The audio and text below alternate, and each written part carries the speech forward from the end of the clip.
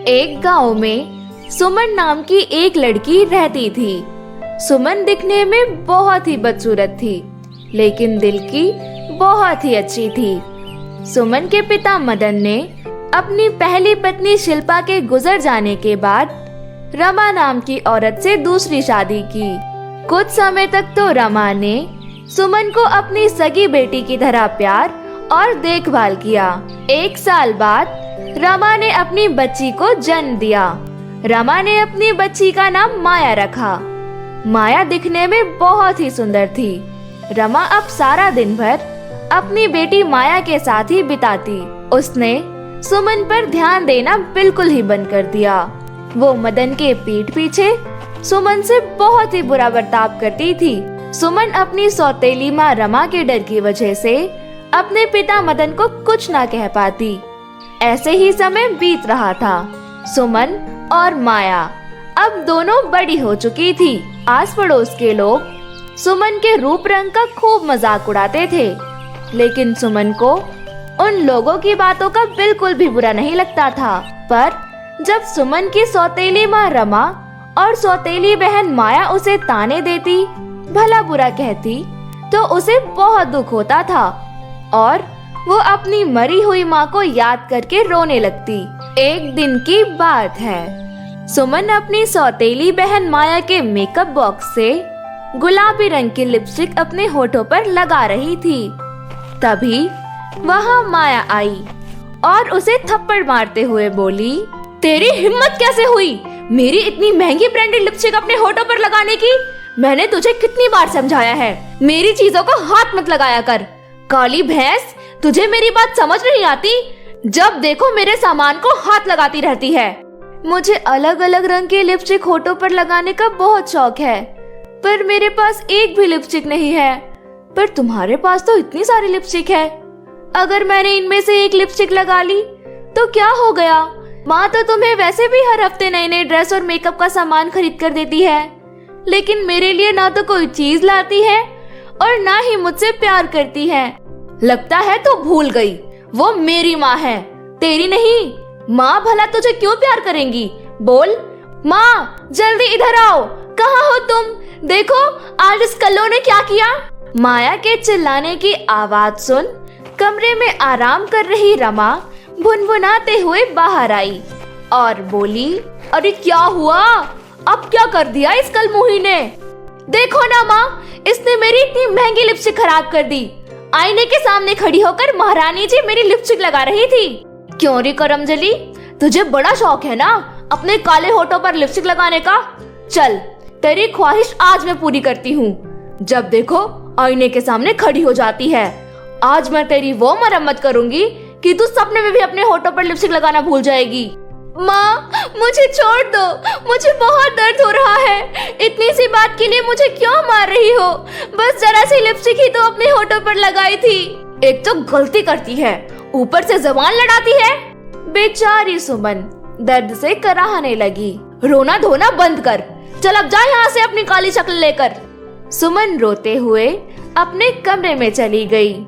बेचारी सुमन ऐसे ही आए दिन सौतेली माँ और बहन के जुल्मों को सहकर जी रही थी।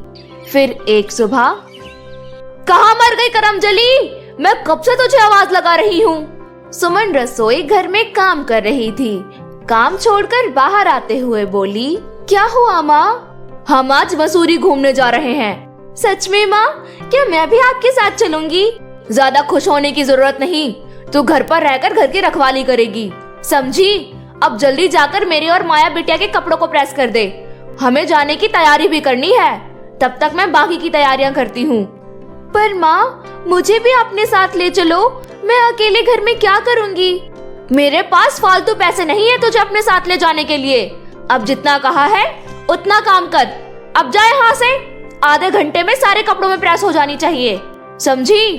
बेचारी सुमन उदास मन से कपड़ों में प्रेस करने लगी। तभी अचानक उसे याद आया कि रसोई में दूध गर्म करने के लिए गैस पर चढ़ा रखा था। गरम प्रेस को कपड़ों के ऊपर छोड़ सुमन भागी भागी रसोई घर में गई। शुक्र है दूध उबला नहीं, वरना आज माँ मेरी चटनी बना देती। चलो फटाफट से बाकी के कपड़ों को प्रेस कर लेती हूँ। उसके बाद 1 घंटा कमरे में जाकर आराम कर लूंगी। सुबह से अकेले काम करते करते बहुत थक गई हूँ। ऐसा सोचकर सुमन फौरन कपड़े प्रेस करने जैसे ही कमरे में पहुंची तो उसे जलने की बदबू आने लगी। अरे, ये जलने की बदबू कहाँ से आ रही है? तभी सुमन का ध्यान प्रेस की ओर गया। हे भगवान, मुझसे इतनी बड़ी गलती कैसे हो गई? मैंने तो माँ की साड़ी जला दी। अब माँ मुझे कच्चा चबा जाएंगी। ये कहते हुए सुमन बुरी तरह डर गई। इतने में सौतेली माँ रमा वहाँ आई और अपनी जली हुई साड़ी देखकर तिलमिलाते हुए बोली, सत्यानाश हो तेरा, तूने मेरी इतनी महंगी साड़ी जला दी। मुझे पता है तूने ये सब जानबूझकर किया है। नहीं माँ, मैंने जानबूझकर कुछ नहीं किया। ये मुझसे गलती से हो गया। मुझे माफ कर दो। क्या कहा? तुझे माफ कर दूं? आज मैं तेरा वो हश्न करूंगी जो तू जिंदगी भर याद रखेगी। जल्दी से अपना हाथ आगे कर। आज मैं इसी प्रेस से तेरा हाथ जला दूंगी। नहीं माँ, मेरे साथ ऐसा मत करो, मुझे छोड़ दो। लेकिन रमा ने सुमन की एक ना सुनी और गर्म प्रेस से सुमन का हाथ जला दिया। अब तुझसे आइंदा कोई गलती नहीं होगी। अपनी मनहूस शक्ल लेकर दूर हो जा और घर के बाकी काम निपटा ले। माया बेटी, जल्दी से तैयार हो जाओ, हमें देरी हो रही है। मैं जल्दी से सामान पैक कर लेती हूँ। इतना बोलकर रमा मसूरी जाने के लिए सामान पैक करने लगी। वहीं दूसरी ओर सुमन के हाथों में बहुत जलन हो रही थी। फिर भी वह रसोई में रोते हुए बर्तन धोने लगी। कुछ देर बाद रमा अपनी बेटी माया को लेकर मसूरी जाने के लिए निकलते हुए सुमन से बोली, सुन मनहूस, हम 4-5 दिन में वापस लौट आएंगे। हमारे पीछे घर का अच्छे से ध्यान रखना। घर का एक भी सामान इधर का उधर नहीं होना चाहिए, समझी? ये कहते हुए रमा अपनी बेटी माया के साथ वहां से चली गई। इधर सुमन के हाथों में बहुत जलन हो रही थी। वो अपनी मरी हुई माँ की तस्वीर के सामने खूब रोती है। माँ, आप मुझे छोड़कर कहाँ चली गई? माँ, मेरे पास लौट आओ। सौतेली माँ मुझसे बहुत बुरा बर्ताव करती है। मेरे हाथ में बहुत जलन हो रही है। ये कहते हुए सुमन फूट फूट कर रोने लगी। तभी सुमन की माँ की तस्वीर से आवाज आई, रो मत सुमन बेटी। माँ की आवाज सुनते ही सुमन हैरानी से यहाँ वहाँ देखते हुए बोली, माँ, आप कहाँ हो माँ? आप आ गई, लेकिन आप मुझे दिखाई क्यों नहीं दे रही? मैं दिखाई नहीं दूंगी सुमन बेटी। मैं मरकर आत्मा बन गई हूँ। भगवान से कुछ मिनट की अनुमति लेकर तुमसे मिलने आई हूँ। अब तुम्हें उस जालिम औरत के जुल्म और सहने की जरूरत नहीं। मैं तुम्हें एक जादुई लिपस्टिक दे रही हूँ। इस लिपस्टिक को लगाते ही तुम बहुत सुंदर हो जाओगी। साथ ही तुम्हारी सारी परेशानी भी दूर हो जाएगी, क्योंकि ये साधारण लिपस्टिक नहीं बल्कि एक जादुई लिपस्टिक है। ये तुम्हारी हर इच्छा पूरी करेगी। इतना ही नहीं, इस जादुई लिपस्टिक को तुम्हारे सिवा कोई और दूसरा हाथ नहीं लगा पाएगा। क्या सच में माँ? हाँ बेटी, अब तुम्हें चिंता करने की कोई जरूरत नहीं। सदा खुश रहना। मेरे जाने का समय हो गया है। अब मैं चलती हूँ। कभी अपने आप को अकेला मत समझना। इतना बोलकर सुमन की माँ की आत्मा गायब हो गई। सुमन ने जैसे ही जादुई लिपस्टिक अपने होठों पर लगाई, उसका रूप रंग बिल्कुल बदल गया। वो बहुत ही सुंदर दिखने लगी। साथ ही उसका जला हुआ हाथ भी बिल्कुल ठीक हो गया।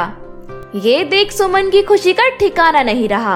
अब सुमन जादुई लिपस्टिक की मदद से घर का सारा काम तुरंत कर लेती और अपना मनपसंद स्वादिष्ट व्यंजन भी पेट भर खाती। सुमन जादुई लिपस्टिक को पाकर बहुत खुश थी।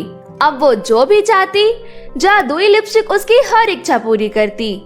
ऐसे ही 4-5 दिन निकल गए। सुमन की सौतेली माँ रमा और सौतेली बहन माया जब घर वापस लौटे तो सुमन का बदला हुआ रूप देखकर दोनों चौंक गए। माँ देखो, देखो तो काली बंदरिया कैसे सुंदर हो गई। क्यों री करमजली, हमारे जाते ही लगता है तूने कोई जादू टोना सीख लिया है। जल्दी बता, तू इतनी जल्दी सुंदर कैसे हो गई? माँ, ये सब मेरी माँ की जादुई लिपस्टिक का कमाल है। ये कहते हुए सुमन ने उन्हें सारी बात बताई। सारी बात सुन रमा मुंह बनाते हुए बोली, तू सुंदर तो हो गई, लेकिन तू कभी भी मेरी बेटी की बराबरी नहीं कर पाएगी। माँ, मुझे भी जादुई लिपस्टिक चाहिए। क्या करोगी तुम जादुई लिपस्टिक लेकर? तुम तो पहले से ही इतनी ज्यादा सुंदर हो।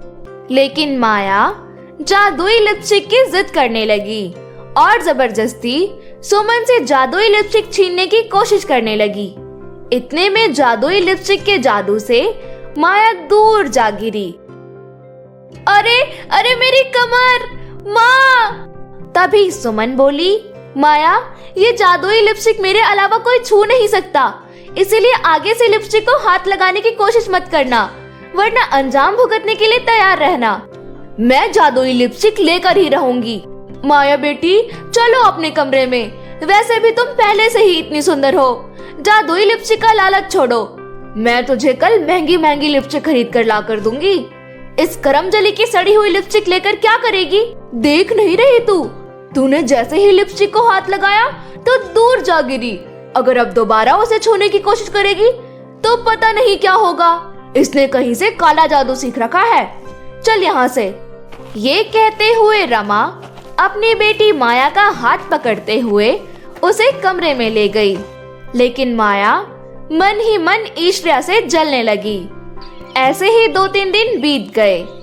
एक शाम रमा के सीने में अचानक दर्द उठा। वो ढंग से खड़ी भी नहीं हो पा रही थी। उसने अपनी बेटी माया को आवाज लगाई, माया बेटी, मुझे जल्दी से हॉस्पिटल ले चलो। मेरे सीने में बहुत तेज दर्द हो रहा है। माँ, मैंने अभी चेहरे पर इतना महंगा फेस पैक लगाया है। मैं आपको हॉस्पिटल लेकर अभी नहीं जा सकती। आधा घंटा वेट करना होगा। क्या? मेरी तबीयत इतनी ज्यादा खराब है और तुम मुझसे ऐसी बात कर रही है? मैंने बचपन से लेकर आज तक तेरी हर ख्वाहिश पूरी करी, तुझे किसी चीज की कमी नहीं होने दी, और आज जब मेरी जान खतरे में है तो तेरे पास मुझे हॉस्पिटल तक ले जाने का समय नहीं।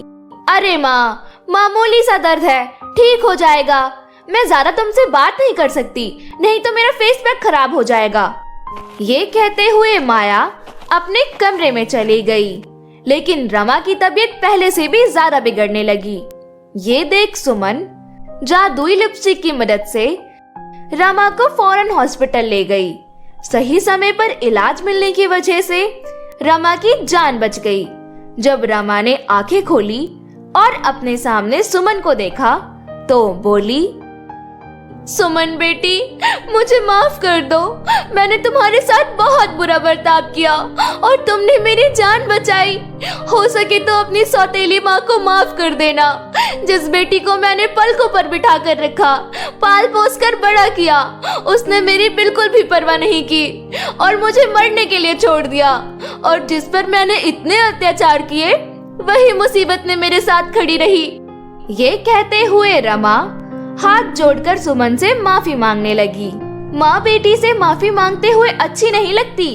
आप मुझसे माफी मत मांगो, मुझे बस माँ का प्यार चाहिए, जिसके लिए मैं बचपन से तरसती आ रही हूँ। ये कहते हुए सुमन रोते हुए सौतेली माँ रमा के गले लग गई। अब सब कुछ ठीक हो गया। रमा सुमन को अपनी बेटी की तरह प्यार करने लगी। वहीं धीरे धीरे माया को भी अपनी गलती का एहसास हो गया। माया ने भी माँ रमा और सुमन से अपने किए की माफी मांगी। इस तरह जादुई लिपस्टिक की मदद से सुमन अपनी सौतेली माँ और बहन के साथ हंसी खुशी जीवन बिताने लगी। गीता अपनी बेटी बबीता के साथ एक छोटे से गांव में रहा करती थी। वो बहुत ही गरीब थी। गीता के पति का देहांत कुछ समय पहले ही हो गया था। पति के देहांत के बाद गीता ने अकेले ही अपनी बेटी बबीता को संभाला और घर के काम के साथ साथ बाहर का काम भी गीता को अकेले ही करना पड़ा। गीता पर बहुत सारी जिम्मेदारियां थी, इसीलिए गीता शहर में एक बड़ी सी साड़ी की दुकान में काम करती थी, ताकि वो अपनी बेटी और अपने 2 वक्त के खाने के पैसे जुटा सके। उस साड़ी की दुकान में गीता को ज्यादा पैसे तो नहीं मिल पाते थे, लेकिन इतना कमा लेती थी जिससे वो अपनी बेटी का पेट भर सके।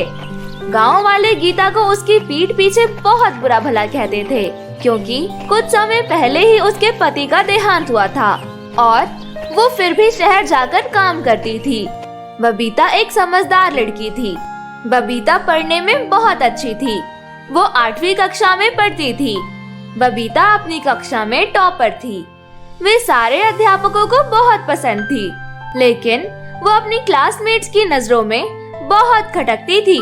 कोई भी उससे बात नहीं करना चाहता था। एक दिन स्कूल की छुट्टी होने पर बबीता अपने घर जा रही थी कि तभी वो कुछ औरतों को बात करते सुनती है। देखो देखो कैसे ठाट बाट में आ रही है उसकी बेटी। इसकी माँ का तो पति मर गया, लेकिन फिर भी बेशरम की तरह इसकी माँ बाहर जाकर काम करती है। लाज शर्म ही नहीं है बिल्कुल भी। बबीता को उनकी ये बात बिल्कुल पसंद नहीं आती। वो उनके ये कहते ही तुरंत जवाब देती है, मधु चाची, अगर मेरी माँ बाहर कमाने नहीं जाएगी तो हम खाएंगे क्या? क्या आप अपने पति को बोलेंगी कि वो हमें खाना ला कर दे या हमारी जरूरतों को पूरा करने के लिए हमें पैसे ला कर दे? नहीं ना, तो फिर आप होती कौन है मेरी माँ के बारे में ऐसे बोलने वाली? अगर आपके साथ ऐसा हुआ होता तब भी क्या आप ऐसे ही सोचती? मेरी माँ बहुत अच्छी औरत है, वो कभी कोई गलत कदम नहीं उठाती और न ही आपकी तरह गंदी सोच रखती है। अरे देखो देखो कैसे जुबान लड़ा रही है। लगता है इसकी माँ ने इसे भी अपनी तरह गंदा बना रखा है। बेशरम कहीं की। माँ बेटी दोनों की नजरों में कोई शर्म लिहाज नहीं है। भला इस तरह बड़ों से कोई बात की जाती है क्या? यही संस्कार दिए हैं कि इसकी माँ ने? बबीता आगे कहने ही वाली थी कि तभी उसकी माँ गीता वहाँ आ जाती है और वो बबीता को डांटने लगती है। बबीता, ये क्या तमीज है? मैंने क्या तुम्हें यही सिखाया है? क्या बड़ों से इस तरह बातें की जाती हैं? माफी मांगो इनसे। लेकिन मैंने कोई गलत बात नहीं कही। गलत बात तो ये कह रही थी। माफी तो इन्हें मांगनी चाहिए, वो भी आपसे। बबीता की ये बात सुनकर मधु कहती है, वाह वाह, मैं माफी मांगू? अरे भाई मैं क्यों माफी मांगू? मैंने भला कौन सी गलत बात कह दी? जो सच है वो सच है। एक तो खुद बदतमीजी से बात कर रही है और मुझे माफी मांगने को कहती है। जो सच है आपने वो नहीं कहा, जो गलत है आपने वो कहा। समझ में आया आपको? और जिस तरह आपने वो सब कहा उस हिसाब से तो आपको हमसे माफी मांगनी चाहिए। अरे अरे देखो गीता, तुमने अपनी बेटी को लगता है संस्कार नहीं दिए। बबीता, ये क्या हरकत है?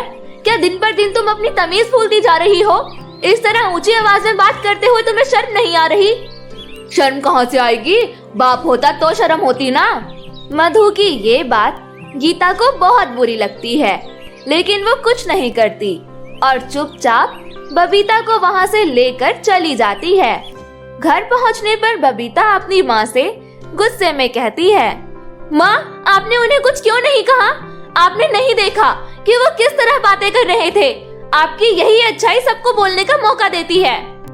देखो बेटा, हमें इसी गांव में रहना है और अगर हम यहीं के लोगों से लड़ाई करने लग जाएंगे तो ये गांव वाले हमें यहाँ से बाहर निकाल देंगे और इसके बाद फिर तुम ही बताओ हम कहाँ जाएंगे।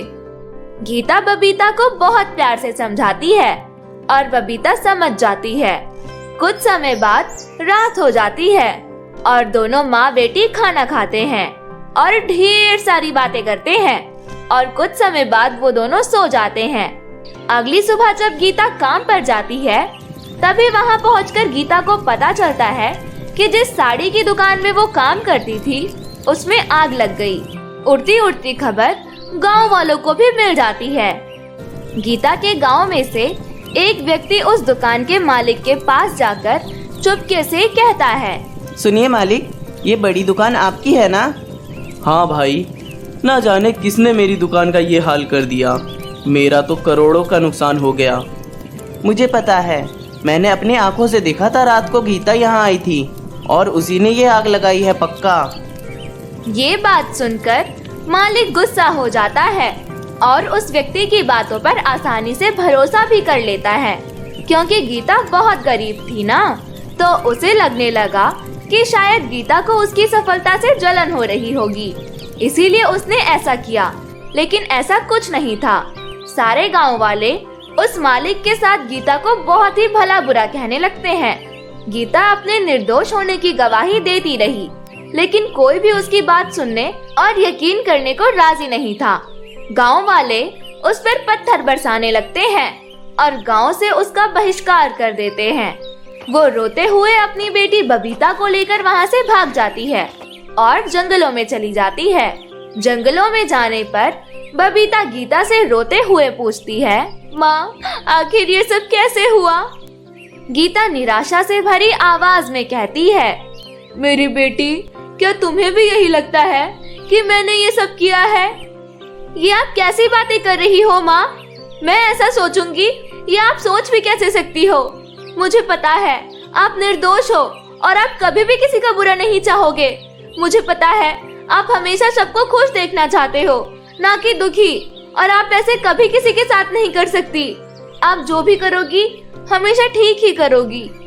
बबीता की ये बात सुन गीता रोते हुए मुस्कुराती है और कहती है, मैं जानती थी मेरी बेटी, तुम्हें मुझ पर भरोसा है और मुझे बस इसी बात की खुशी है।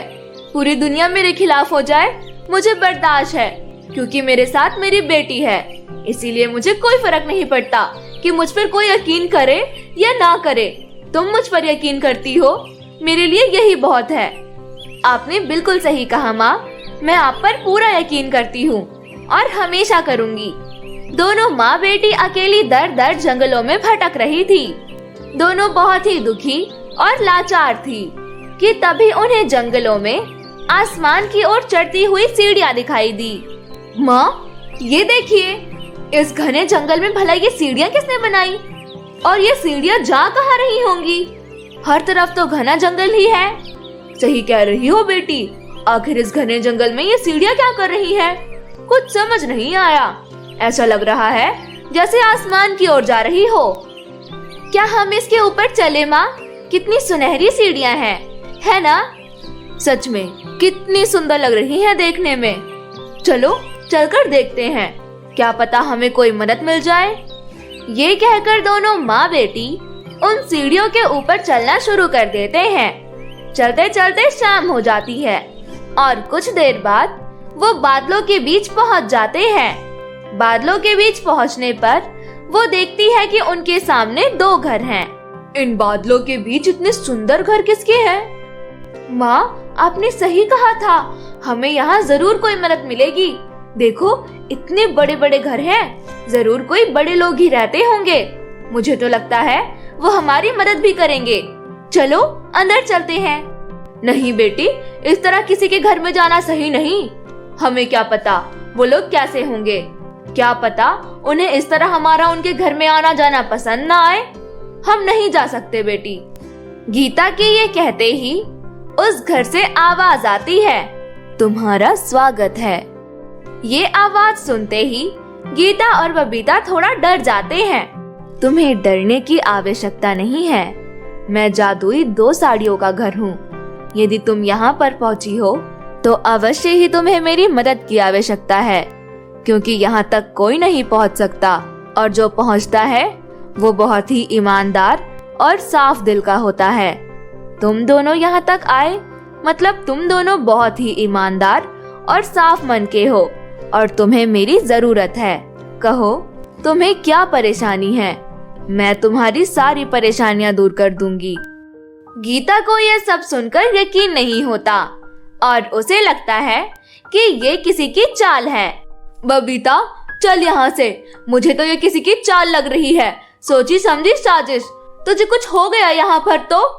नहीं नहीं, मुझे कुछ नहीं चाहिए। यहाँ से चल चल, हम लोग अपने घर चलते हैं। किस घर में जाओगी माँ, जहाँ से हमें निकाल दिया गया है? एक बार देख तो लो वो जादुई घर क्या कह रहा है। क्या पता ये सब सच हो और हमारी मदद हो जाए। तुम्हारी बेटी बिल्कुल ठीक कह रही है, मैं झूठ नहीं कह रही। तुम अपनी समस्या मुझे बताओ, मैं तुम्हारे सारे दुख दूर कर दूंगी। घर के ये कहने पर बबीता अपनी सारी समस्या बता देती है। तभी घर से आवाज आती है, जब तुम इस घर के अंदर प्रवेश करोगी तो तुम्हें 2 साड़ियाँ दिखाई देंगी जो कि जादुई हैं। उसमें से एक साड़ी गीता तुम्हारी और एक साड़ी बबीता तुम्हारी होगी।